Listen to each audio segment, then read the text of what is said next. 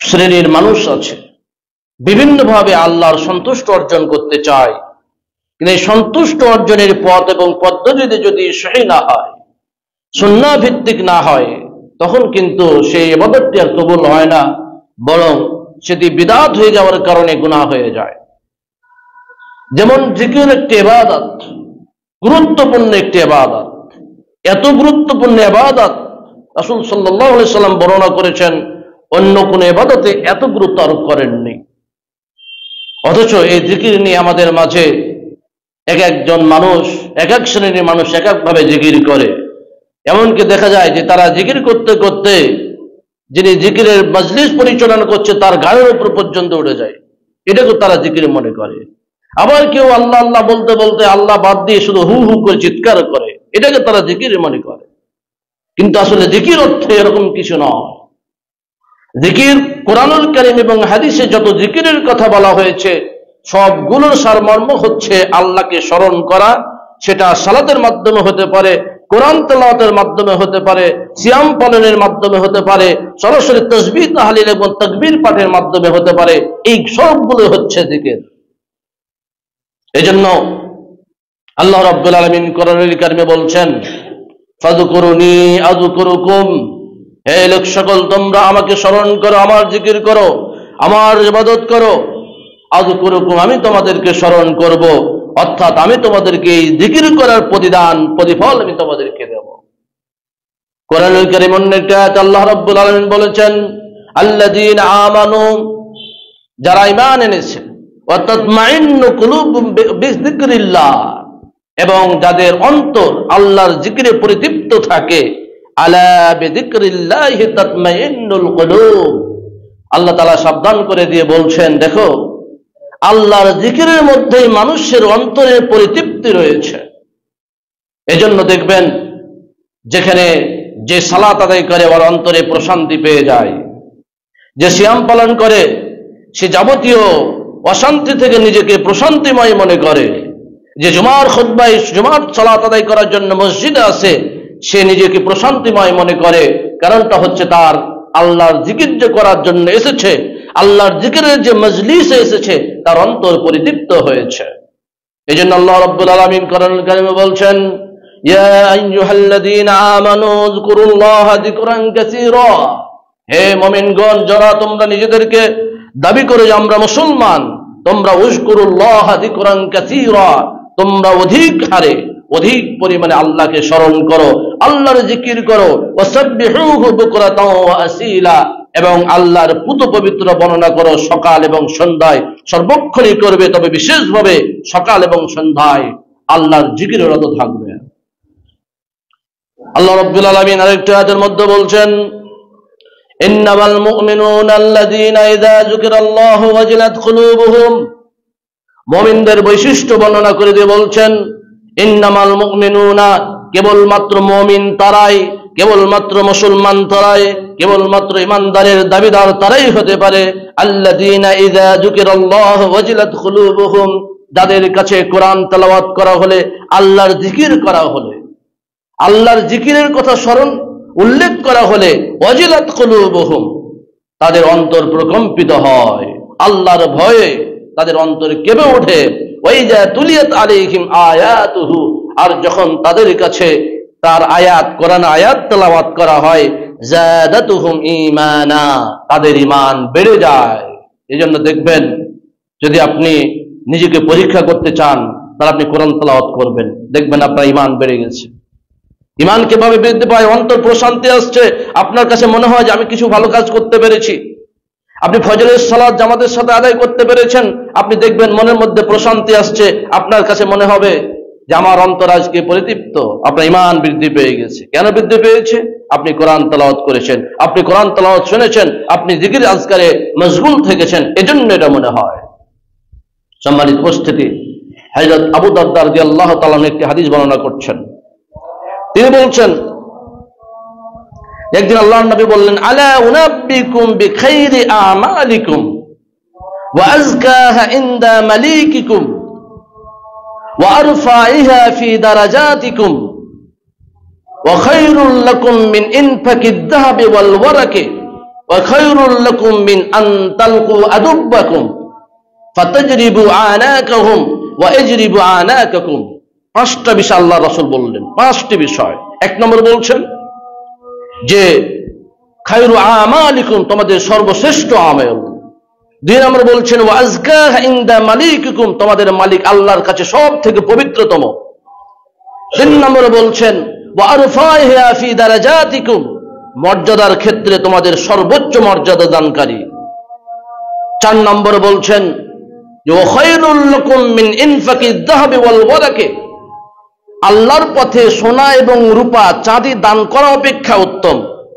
পাঁচ নম্বর বলছেন এবং যুদ্ধের ময়দানে ভয়াবহ অবস্থায় শত্রুদের সাথে মিলিত হয়ে যুদ্ধে লিপ্ত হয়ে শত্রুদের গর্দানকে উড়িয়ে দেওয়া এবং শত্রু কর্তৃক তোমাদের গর্দান উড়ে যাওয়া, এই সবগুলো কাজ অপেক্ষা উত্তম কোন আমলের কথা বলবো না। কে বলছেন এই কথা? রাসূল সাল্লাল্লাহু আলাইহি সাল্লাম বলছেন। পাঁচটি বিষয় বললেন, সর্বশ্রেষ্ঠ আমল, সর্বোৎকৃষ্ট আমল এবং আল্লাহর কাছে পবিত্রতম আমল, মর্যাদার ক্ষেত্রে সর্বোচ্চ, সোনা রূপা দান করার থেকে শ্রেষ্ঠ এবং যুদ্ধের ময়দানে জিহাদ করে শাহাদাত বরণ করা থেকে উত্তম। আমলটি কি? সাহাবায়ে কেরাম বললেন, ইয়া রাসূলুল্লাহ বালা, হে আল্লাহর নবী আপনি বলুন তো সে আমলটি কি? আল্লাহর নবী বললেন ছোট্ট কথায়, এতগুলো বলার পরে বললেন জিকরুল্লাহ, সেটা হচ্ছে আল্লাহর জিকির। আল্লাহর জিকির হচ্ছে এতগুলো আমল থেকে উত্তম আমল, শ্রেষ্ঠ আমল। হাদিস কিন্তু সহিহ, বিশুদ্ধ হাদিস। সম্মানিত উপস্থিতি, জিকরুল্লাহ মানে কিন্তু আপনাদের স্মরণ রাখতে হবে, জিকরুল্লাহ মানে কিন্তু শুধুমাত্র ওই আল্লাহ হু হু বলে চিৎকার করা নয়। জিকরুল্লাহ মানে হচ্ছে আল্লাহকে সর্বাবস্থায় আল্লাহর নাম তাসবিহ তাহলিল পাঠ করা, আল্লাহর নামে জিকির করা, সুবহানাল্লাহ পাঠ করা, আলহামদুলিল্লাহ পাঠ করা, আল্লাহু আকবার পাঠ করা, লা ইলাহা ইল্লাল্লাহ পাঠ করা। একদিন আল্লাহ রাসূল বলছেন আফজালুল কালামি বাদাল কুরআনে ওয়া হুয়া মিনাল কুরআন।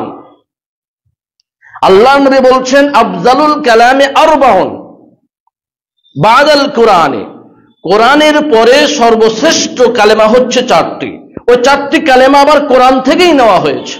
ভাষাটা বুঝুন, আল্লাহ নবী বলছেন কোরআনের পরে সর্বশ্রেষ্ঠ কালেমা হচ্ছে চারটি, কিন্তু ওই চারটি কালেমা আবার কোরআন থেকেই নেওয়া হয়েছে।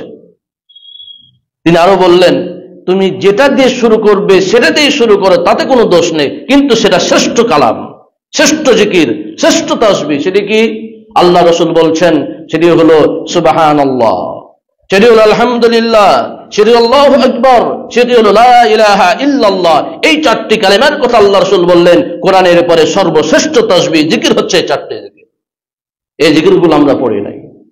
আমরা জানি আল্লাহ রাসূল সাল্লাল্লাহু আলাইহি সাল্লাম বলেছেন আপনি যদি একবার শুধু সুবহানাল্লাহি ওয়া বিহামদিহি এইটা পাঠ করেন বা সুবহানাল্লাহিল আযীম পাঠ করেন, আপনার জন্য জান্নাতে বৃক্ষরোপণ করা হচ্ছে।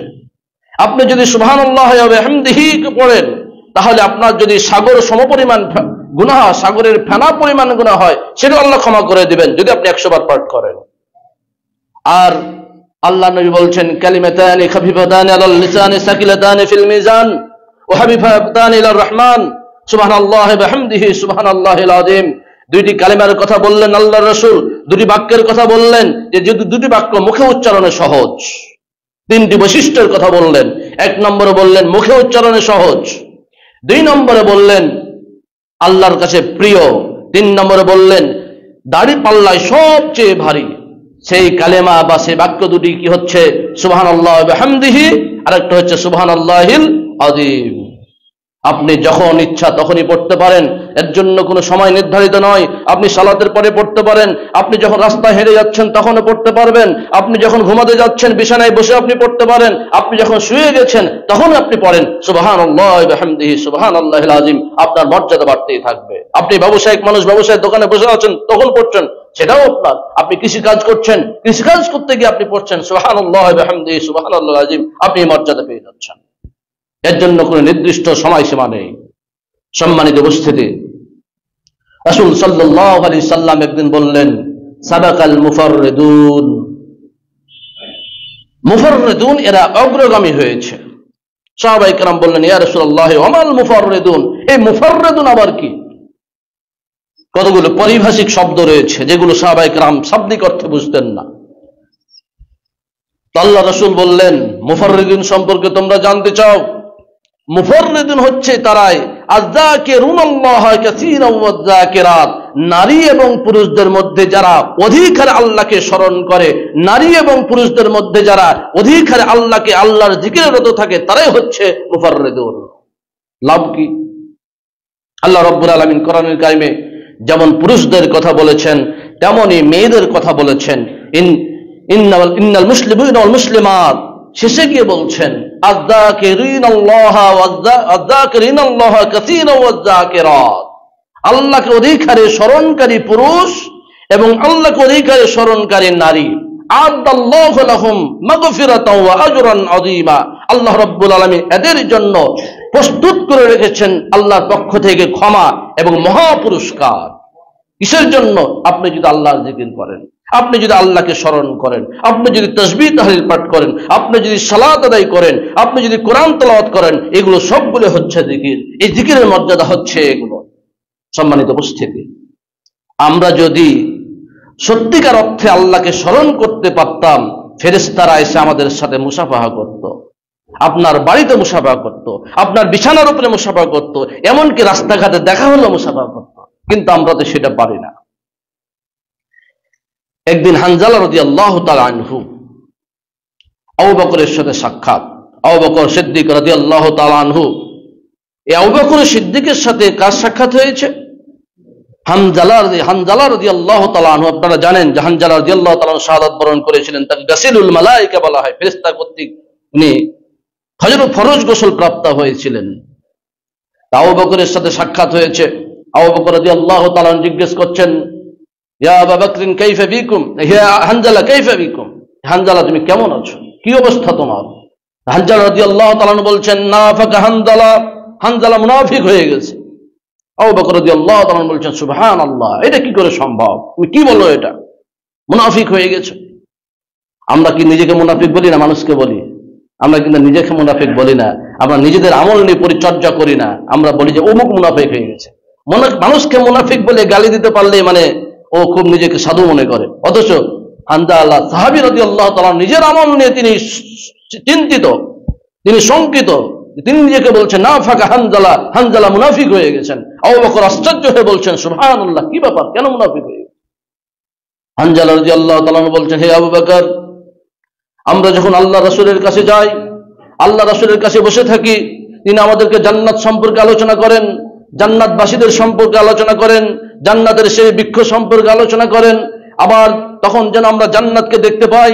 আবার তিনি জাহান্নাম সম্পর্কে আলোচনা করেন, জাহান্নামের ভয়াবহ শাস্তি সম্পর্কে আলোচনা করেন, জাহান্নামীদের ভয়াবহ শাস্তি কিভাবে হবে, কিভাবে তাদেরকে আগুনে পোড়ানো হবে, সেগুলো আলোচনা করেন। তখন যেন আমরা জাহান্নামকে দেখতে পাই।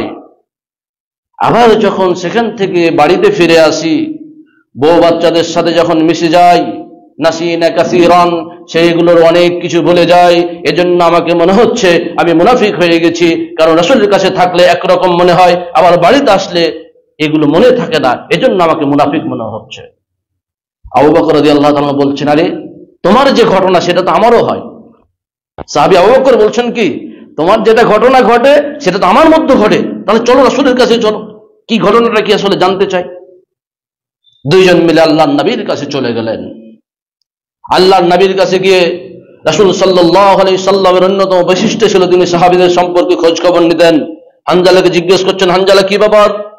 ওখানে গিয়ে বলছেন, ইয়া রাসূলুল্লাহ, নাফাকা হানজালা, হানজালা মুনাফিক হয়ে গেছে, হানজালার মধ্যে নিফাকি ঢুকে গিয়েছে। রাসূল সাল্লাল্লাহু আলাইহি সাল্লাম বলছেন, কাইফা, এটা কিভাবে? তখন হানজালা রাদিয়াল্লাহু তাআলা আবার বলছেন, ইয়া রাসূলুল্লাহ, আমরা যখন আপনার কাছে থাকি, আপনি জান্নাত সম্পর্কে আলোচনা করেন, আপনি জাহান্নাম সম্পর্কে আলোচনা করেন, আমাদের মধ্যে যেমন আনন্দের উদ্রেক হয়, তেমনি জাহান্নামের ভয়ে আমরা আতঙ্কিত হয়ে যাই। তখন যেন জান্নাত এবং জাহান্নাম দেখতে পাই, আমরা তখন জান্নাত এবং জাহান্নাম নিয়ে শুধু চিন্তা করি। আবার যখন পরিবারের কাছে চলে যাই, আমার স্ত্রীদের কাছে চলে যাই, আমার সন্তানদের কাছে চলে যাই, ওদের সাথে আমরা ব্যস্ত হয়ে পড়ি, ফানাসিনা কাসীরান, অনেক কিছু আমরা ভুলে যাই। তখন আমাকে মনে হয় যে আমি মুনাফিক হয়ে গেছি।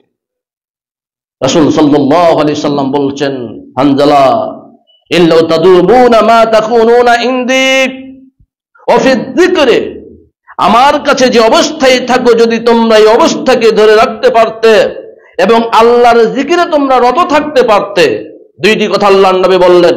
একটা হচ্ছে আমার কাছে যে অবস্থায় থাকো সেই অবস্থাকে যদি ধরে রাখতে পারতে এবং আল্লাহর জিকিরে যদি তুমি ব্যস্ত থাকতে পারতে, তাহলে লাসাফাহাতকুমুল মালায়েকা, ফেরেশতারা এসে তোমাদের সাথে মুসাফা করতেন, তোমাদের বিছানাতে গিয়ে মুসাফা করতেন। ওয়াফি তুরুকিকুম, রাস্তা দিয়ে যখন তোমরা হেরে যাও তখনও তোমাদের সাথে মুসাফা করত, এমনকি ফি বুয়ুতিকুম, তোমাদের বাড়ি থেকেও মুসাফা করত। ওয়ালাকিন্না ইয়া হানজালা শাতান শাতান ইয়া হানজালা, এরা যদি সর্বক্ষণ নাও থাকে তুমি চেষ্টা করবে সর্বাবস্থায় আল্লাহর জিকিরে মশগুল থাকার। সম্মানিত উপস্থিতি, সাহাবায়ে কেরাম কিভাবে নিজেদেরকে পর্যালোচনা করেছেন, নিজেদের আমল নিয়ে পর্যালোচনা করেছেন, নিজেদের আত্মসমালোচনা করেছেন এবং আল্লাহর জিকিরকে তারা নিজেদের জীবনের জন্য সম্বল হিসাবে, পাথর হিসাবে বেছে নিয়েছেন। সম্মানিত উপস্থিতি, আরেকদিন রাসূল সাল্লাল্লাহু আলাইহি সাল্লাম সাহাবায়ে কেরামকে লক্ষ্য করে বললেন, হে আমার সাহাবায়ে কেরাম, ইজা বারাতুম বিরিয়াদিল জান্নাতি ফারতাউ, তোমরা যখন রিয়াজুল জান্নাত অতিক্রম করে যাবে তখন তোমরা ওই জান্নাতের কিছু ফল সংগ্রহ করে নিবে। সাহাবায়ে কেরাম বুঝতে পারলেন না যে রিয়াজুল জান্নাতটা কি। তখন বললেন, ইয়া রাসূলুল্লাহ ওয়া মা রিয়াজুল জান্নাহ, হে আল্লাহর নবী রিয়াজুল জান্নাতটা কি? আল্লাহ রাসূল বললেন, রিয়াজুল জান্নাত হচ্ছে হিলাকাত যিকর, যেখানে আল্লাহর কোরআন নিয়ে আলোচনা করা হয়, যেখানে কোরআন সুন্নাহ নিয়ে আলোচনা করা হয়, যেখানে জিকির আজকার তাসবিহ তাহলিল নিয়ে আলোচনা করা হয়, সেটাই হচ্ছে রিয়াজুল জান্নাত। সেখানেই মূলত জান্নাত, সেটাকে তোমরা জান্নাতের বাগান মনে করবে। এই যে আপনারা আজকে জুমাতে এসেছেন, এটা এক ধরনের রিয়াজুল জান্নাহ। এখানে কোরআন নিয়ে আলোচনা করা হচ্ছে, সুন্নাহ নিয়ে আলোচনা করা হচ্ছে, আপনারা তাসবিহ তাহলিল পাঠ করছেন, এটাই হচ্ছে রিয়াজুল জান্নাত। এটাকে মাজলিসুজ যিকির বলা হয়।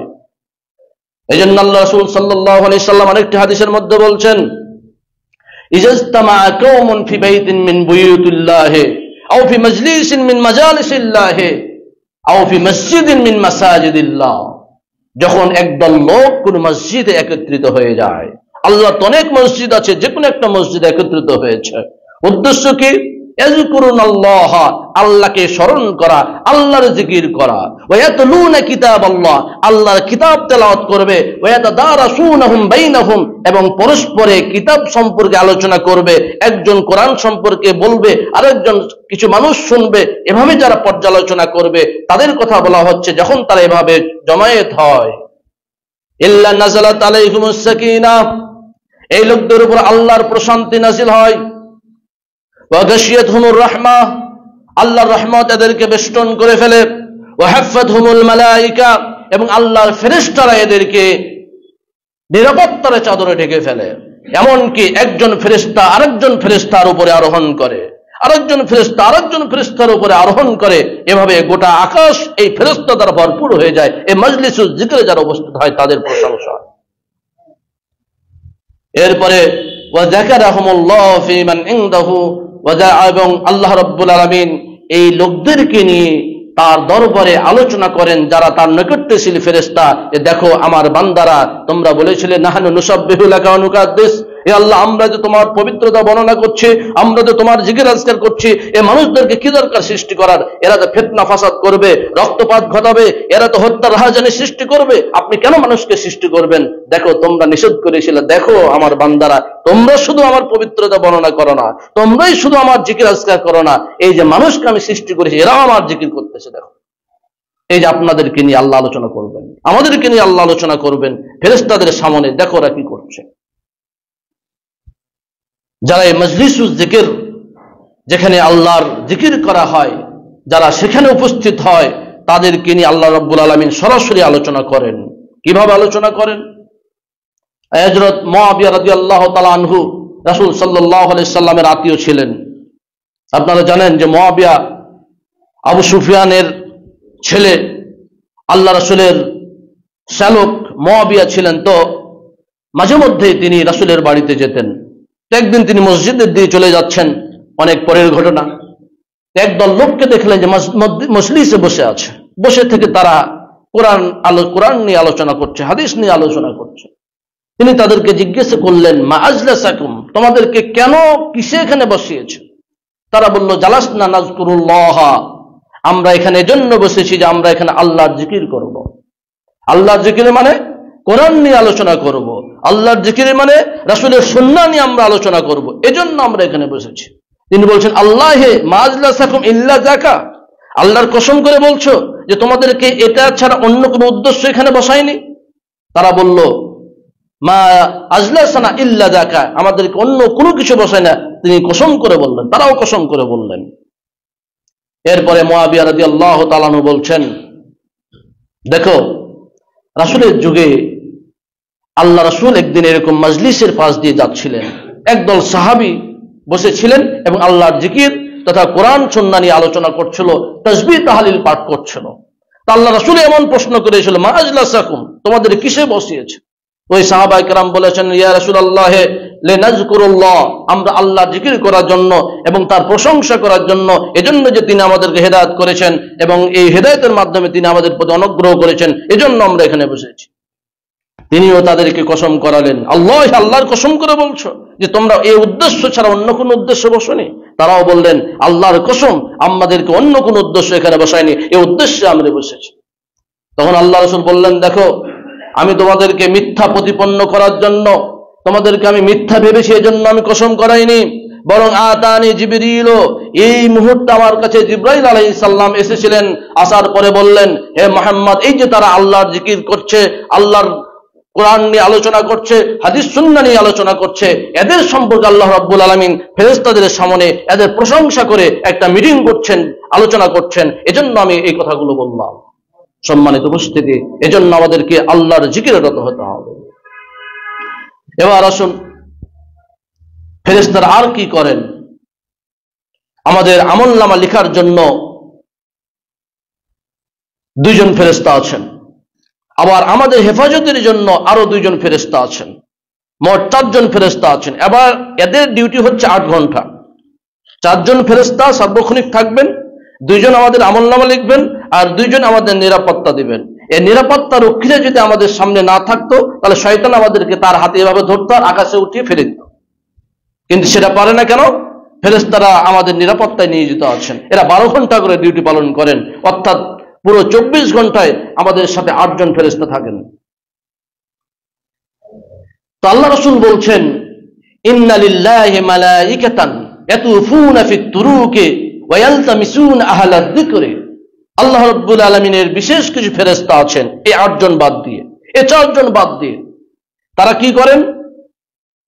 তারা রাস্তা রাস্তায় চলেন, দেখে বেড়ান, মসজিদে মসজিদে ঘোরেন এবং ইয়ালতামিসুনা আহলায যিকর, আহলুয যিকর কারা, কারা আল্লাহর ইবাদতে মগ্ন আছে, কারা আল্লাহর জিকিরে রত আছে, তাদেরকে তারা খুঁজে বেড়ায়। ফাইদা ওয়াজাদু, যখন তারা এরকম জিকিরের মজলিস পেয়ে যায়, তখন তারা বলে, হালুম ইলা বুগিয়াতিকুম হালুম ইলা হাজাতিকুম, তোমরা তোমাদের প্রয়োজনের কথা বলো, কারণ আল্লাহ তোমাদের প্রতি খুশি হয়েছেন। এবং একজন ফেরেশতা আরেকজন ফেরেশতার উপর আরোহণ করতে থাকেন। কেন আরোহণ করেন? খুশিতে। কি আগে আল্লাহর কাছে আমল নিয়ে যেতে পারে। এভাবে যেতে যেতে পুরো আকাশ ভরে যায়, ফেরেশতারা বেষ্টন করে নেন। আল্লাহর কাছে যখন চলে যান, তখন আল্লাহ রাব্বুল আলামিন জিজ্ঞেস করেন, আইয়ু শাইইন তারাকতুম ইবাদি, আমার বান্দাদেরকে কি অবস্থায় তোমরা রেখে আসলে? আল্লাহ কিন্তু জানেন, ভালো করে জানেন আমরা কি করছি এখানে।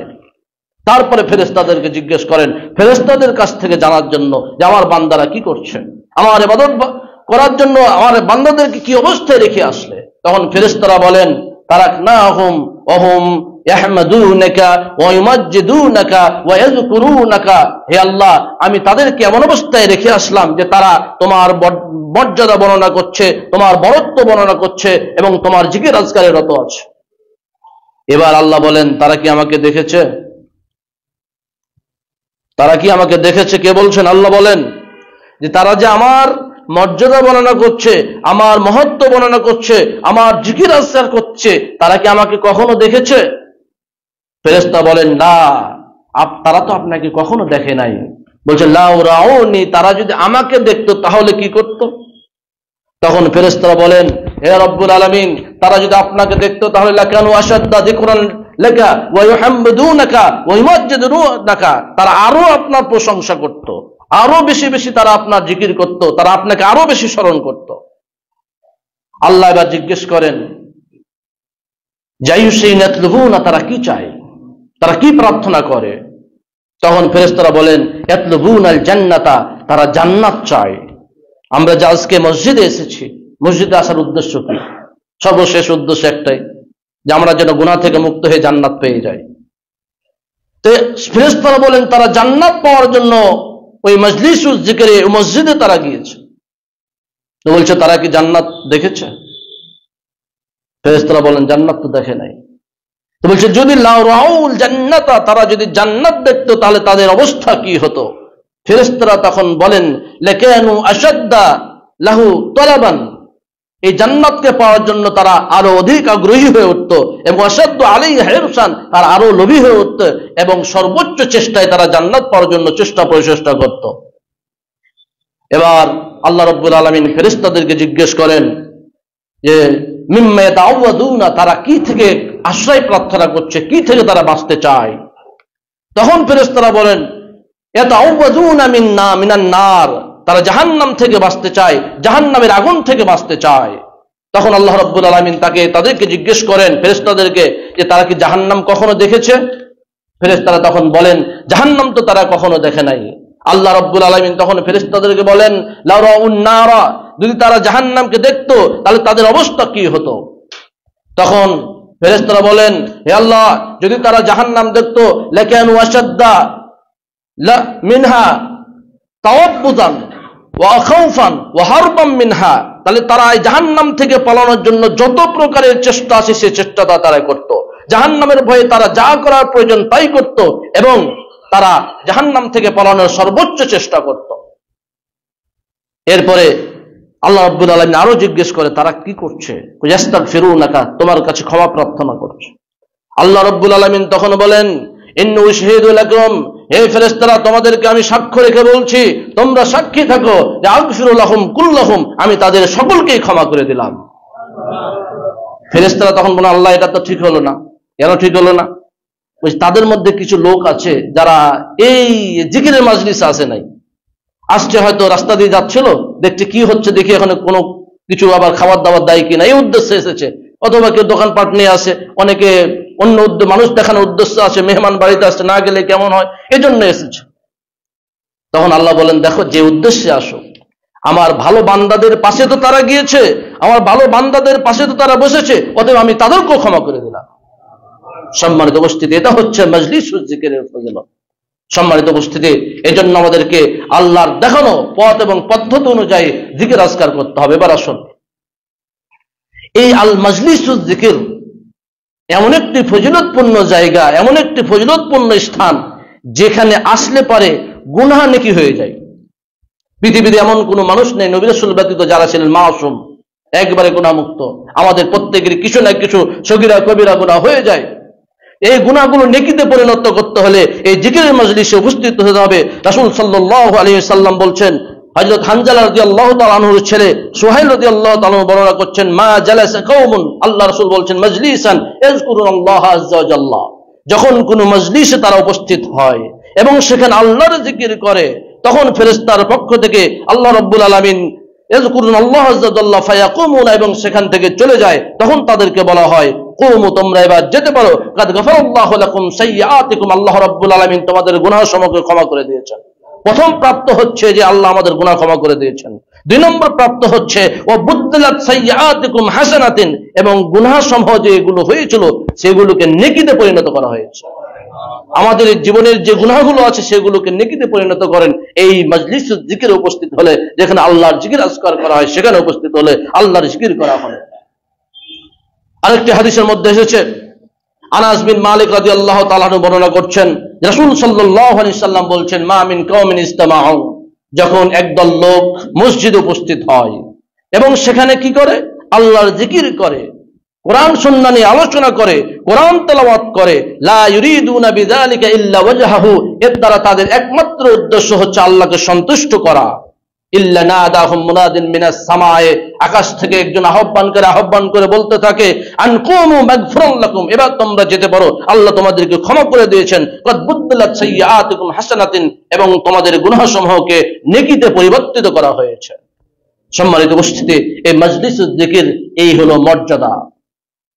পৃথিবীতে ধনী গরিব সব শ্রেণীর মানুষ আছে, কিন্তু ধনী মানুষও যদি আল্লাহ জিকির করে সে মর্যাদা পাবে, গরিব মানুষও যদি জিকির করে সে মর্যাদা পাবে, কিন্তু যারা জিকির করে তারা সমাজ থেকে মর্যাদা বেশি পাবে। একটা হাদিসের মধ্যে এসেছে, হযরত আবু সাঈদ খুদরী রাদিয়াল্লাহু তাআলা আনহু বলছেন যে ইয়াকুলুল্লাহু আযজা ওয়া জাল ইয়াউমাল কিয়ামা, আল্লাহ তাআলা কিয়ামতের দিন বলবেন সবার সামনে, সায়ুলামু আহলুল জামিল ইয়াউম মিন আহলিল কারাম, আজকে সম্পদশালীরা সম্মানিত ব্যক্তিদেরকে দেখতে পাবে, খুব শীঘ্রই জানতে পারবে কারা সম্মানিত। ফাকিলা ওয়া মান আহলুল কারাম, আল্লাহ রাসূলকে জিজ্ঞেস করা হলো, হে আল্লাহর নবী আহলুল কারাম কারা? আল্লাহ রাসূল তখন বললেন মাজালিসুদ যিকরি ফিল মাসাজিদে, আহলুল কারাম তারাই যে মসজিদে যে মজলিসুদ যিকির হয়, মসজিদে যে তালিমি বৈঠক হয়, মসজিদে যে কোরআন সুন্নাহ থেকে আলোচনা করা হয়, জুমাতে যে মজলিস হয়, এই মজলিসুদ যিকির হচ্ছে আহলুল কারাম। এরাই হবে কিয়ামতের দিন সর্বাধিক সম্মানিত ব্যক্তি। আল্লাহর জিকির মানে শুধুমাত্র আল্লাহু বলা নয়, আল্লাহর জিকির মানে কোরআন তেলাওয়াত করা, আল্লাহর জিকির মানে কোরআন সুন্নাহ নিয়ে আলোচনা করা, আল্লাহর জিকির মানে ইবাদত করা, আল্লাহর জিকির মানে তাসবিহ তাহলিল পাঠ করা। আল্লাহ রাব্বুল আলামিন একটি হাদিসে কুদসির মধ্যে বলছেন, আনা ইনদা যন্নি আবদি বি, আমি আমার বান্দার ধারণা মতো, মানে বান্দা যেমন ধারণা করবে আমার সম্পর্কে আমি তেমনই। আমার সম্পর্কে যদি ধারণা করে আমি ক্ষমাশীল, আমি তাকে ক্ষমা করে দেবো। যদি আমার সম্পর্কে তার ধারণা হয় যে আমি কঠিন, তাহলে আমি তার প্রতি কঠিন হয়ে থাকবো। কিভাবে? ওয়ানা মাহু ইযা যাকারানি, আমার বান্দা যখন আমার জিকির করবে, আমাকে স্মরণ করবে, আমি তখন তার সাথেই থাকবো।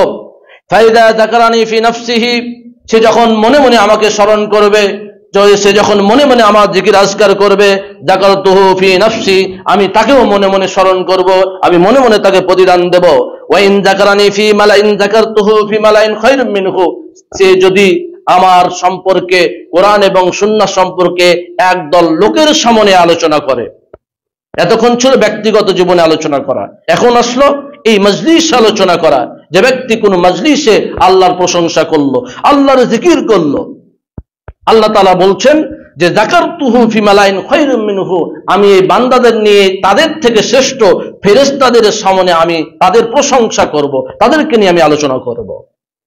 ওয়া ইন তাকাররাবা ইলাইয়া বিশিবরিন, সে যদি আমার দিকে এক বিঘত পরিমাণ রাস্তা এগিয়ে আসে, তাকাররাবতু ইলাইহি, আল্লাহর রাসূল বলছেন, আল্লাহ তাআলা বলেছেন আমি তার দিকে এক হাত পরিমাণ এগিয়ে যাব। অর্থাৎ আমরা যদি এক বিঘত আল্লাহর দিকে এগিয়ে যাই, আল্লাহ আমাদের দিকে এক হাত এগিয়ে যাবে। আমরা যদি এক পা এগিয়ে যাই, আল্লাহ আমাদের দিকে দুই পা এগিয়ে আসবেন। অবশেষে আল্লাহ রাব্বুল আলামিন এই হাদিসে কুদসির মধ্যে বলছেন ওয়া ইন আতানি ইয়ামশি, যদি সে আমার দিকে পায়ে হেঁটে হেঁটে আসে, আমি তার দিকে দৌড়িয়ে যাই। অর্থাৎ সে যত আমার দিকে অগ্রগামী হবে, আমি তার থেকে বেশি তার দিকে অগ্রগামী হয়ে তাকে আমার রহমতের ছায়াতলে আমি আশ্রয় প্রদান করব। সম্মানিত উপস্থিতি, এজন্য আমাদেরকে আল্লাহর জিকির রত থাকতে হবে, আল্লাহর রহমত থেকে আমাদের কোনো সময় বঞ্চিত হওয়া যাবে না। সম্মানিত উপস্থিতি, যেখানে আল্লাহর জিকির করা হয় সেখানে আল্লাহর রহমত নাজিল হয়। একদিন আল্লাহ রাসূল মসজিদের ভিতরে একটা মজলিসে আলোচনা করছেন। ওই মজলিসের ভিতরে হঠাৎ করে মসজিদের ভিতরে তিনজন ব্যক্তি প্রবেশ করেছে। তিনজনের মধ্যে একজন মসজিদের এক কোণাতে বসে গেছে, আরেকজন এসে দেখলো যে মজলিসের ভিতরে একটা ফাঁকা জায়গা ছিল, সে ফাঁকা জায়গায় প্রবেশ করেছে।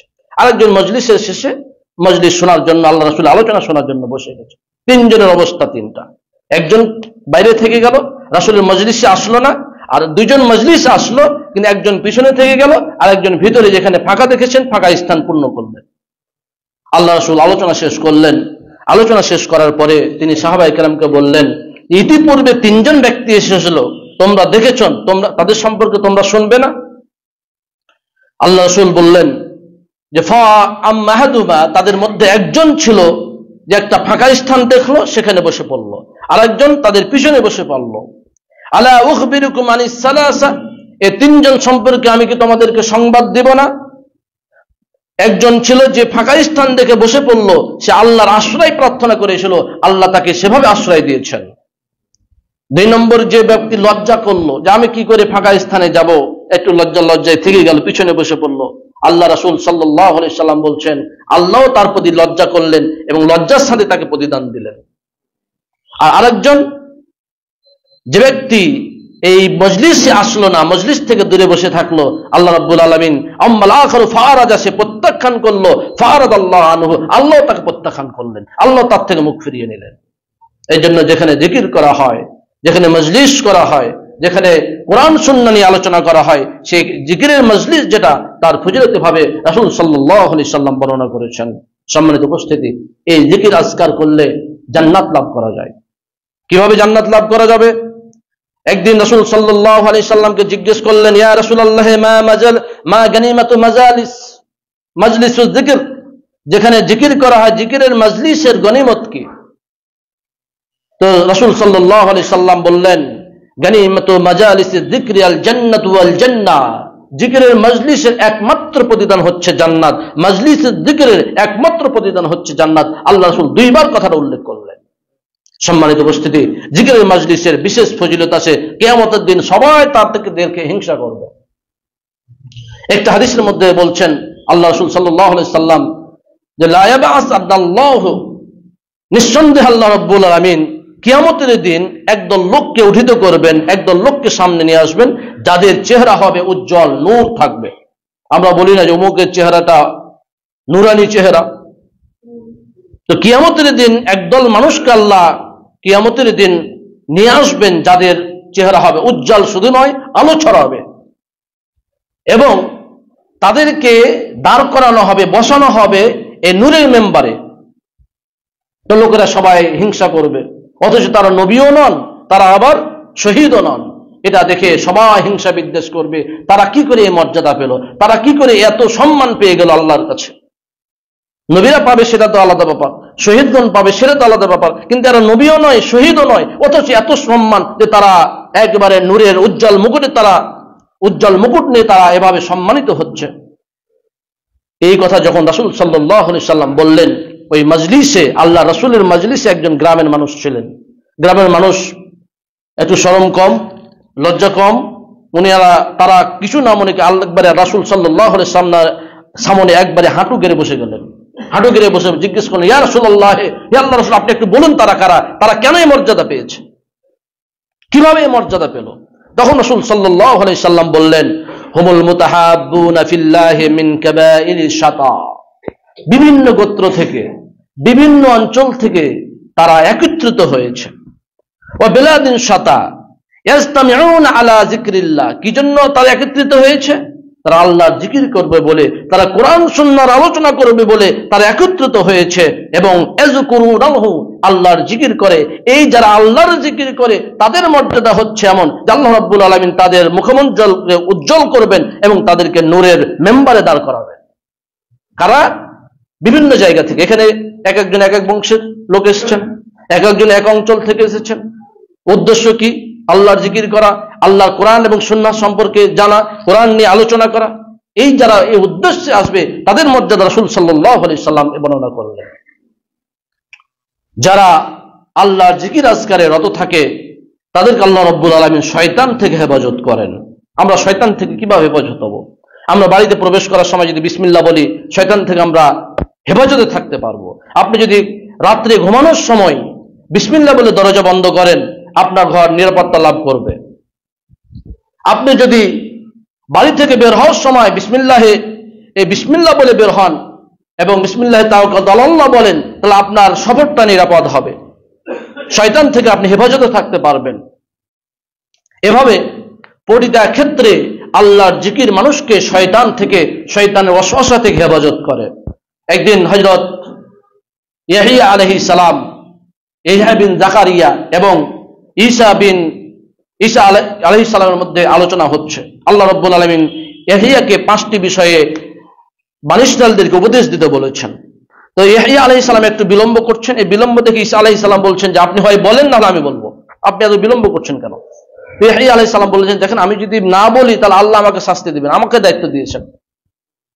তিনি 5টি বিষয়ে উপদেশ দেওয়ার জন্য বনী ইসরাঈলদেরকে মসজিদে বাইতুল মাকদাস এ সমবেত করলেন। মসজিদ ভরে গেল, এমনকি বারান্দায় লোক ভরে গেল, লোকেরা সমবেত হলো 5টি বিষয় উপদেশ দিতে গিয়ে সর্বশেষ যে বিষয়টি তিনি উপদেশ দিলেন সেটি হলো আনতাযকুরুল্লাহ, তোমরা আল্লাহর জিকির করবে, আল্লাহকে স্মরণ করবে। ফাইন্না মাসালা যালিকা কামাসালি রাজুলিন, যারা আল্লাহর জিকির করে তাদের উদাহরণ কেমন? ওই লোকটির মতো যে লোকটি শত্রু তার পিছনে দৌড় ধরার জন্য, তাকে গ্রেফতার করার জন্য, পাকড়াও করার জন্য বা হত্যা করার জন্য দৌড় দিয়েছে। আর যে জিকির করে সে সামনে সামনে দৌড় দিয়েছে। একজন পিছনে দৌড় দিয়েছে, আর একজন সামনে। একজন জীবনের ভয়ে পালাচ্ছে, আর একজন জীবন নেওয়ার জন্য দৌড়াচ্ছে। এখন যে জিকির করে সে তো সামনে সামনে দৌড়াচ্ছে। দৌড়াতে দৌড়াতে গিয়ে দেখলো একটি দুর্গ, একবারে নির্বেদ্য নিরাপদ দুর্গে প্রবেশ করলেন, এবং প্রবেশ করা মাত্র দরজা বন্ধ হয়ে গেল। ওই লোকটি আর প্রবেশ করতে পারল না।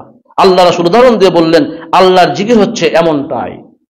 যখন শয়তান একজন মানুষকে তাড়া দেয়, পথভ্রষ্ট করার জন্য চেষ্টা করে, তখন যে ব্যক্তি আল্লাহর জিকির করে এই শয়তানের হাত থেকে এভাবেই হেফাজত থাকে। রাসূল সাল্লাল্লাহু আলাইহি সাল্লাম এভাবে উদাহরণ দিয়ে ইয়াহইয়া এবং জাকারিয়ার একটা উপদেশ দিয়ে তিনি এই আলোচনাটা শেষ করলেন। সুতরাং আসুন, আল্লাহর জিকিরের অর্থ যেটা আমরা বুঝলাম, আল্লাহর জিকির মানে কোরআন তেলাওয়াত করা, আল্লাহর জিকির মানে সুবহানাল্লাহ, আলহামদুলিল্লাহ, আল্লাহু আকবার পাঠ করা, আল্লাহর জিকির মানে সুবহানাল্লাহ ওয়া বিহামদিহি সুবহানাল্লাহিল আযীম পাঠ করা, আল্লাহর জিকির মানে কোরআন সুন্নাহ নিয়ে পরস্পরের মধ্যে আলাপ আলোচনা করা। এইগুলো আমলের মাধ্যমে আমরা জান্নাত লাভ করতে পারি। এই আমলগুলোর মাধ্যমে আমরা আল্লাহর শ্রেষ্ঠ বান্দা হতে পারি। এই আমলগুলোর মাধ্যমে আমরা সরাসরি জান্নাত পাওয়ার পথকে আমরা উন্মুক্ত করতে পারি। আল্লাহ রাব্বুল আলামিন আমাদের সকলকে আল্লাহর জিকিরের মাধ্যমে আল্লাহর নৈকট্য অর্জন করার তৌফিক দান করুন। আল্লাহুম্মা আমিন।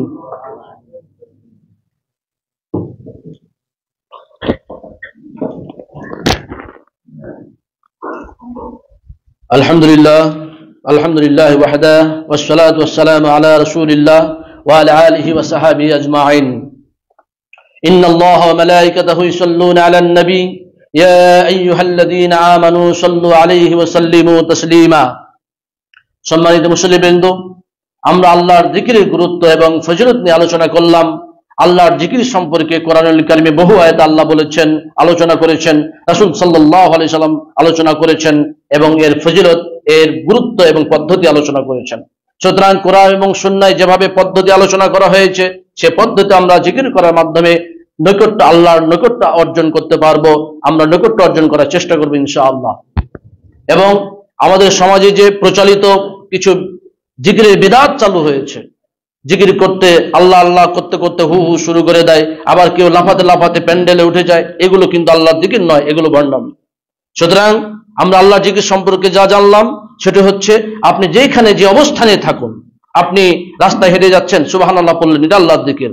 আপনি বিছানায় শুয়ে আছেন, সুবহানাল্লাহ ওয়া বিহামদিহি সুবহানাল্লাহিল আযীম পড়লেন, এটাই জিকির। আপনি আল্লাহু আকবার পড়লেন, এটাই জিকির। এগুলো হচ্ছে জিকির। আপনি কোরআন তেলাওয়াত করছেন, এটা একটা জিকির। আপনি খুতবা শুনছেন, এটা একটা জিকির। আপনি আলোচনা করছেন, এটা একটা জিকির।